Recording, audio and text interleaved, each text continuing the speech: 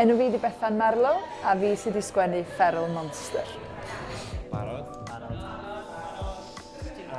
Mae Feral Monster yn fi yn trio ngorau i ffeindio'r geiriau iawn i ddisgrifio sut mae o'n teimlo i fod yn teenager.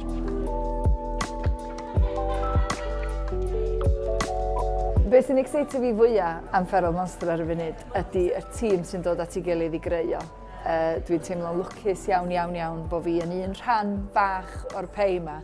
A mae'r pawb arall sy'n dod efo'i sleisans i hynna i roed fewn i'r pei yn ofnadwy o exciting ac yn dalentog. Dwi'm yn gwybod os ydy Feral Monster yn wahanol i bob sioe arall, ond be dwi yn garu amdano fo ydy just pa mor authentic ydy o, pa mor unigryw ydy o, a mae o'n teimlo'n wledig ac yn Gymreig, a dwi'n proud iawn o'r pethau yna i gyd.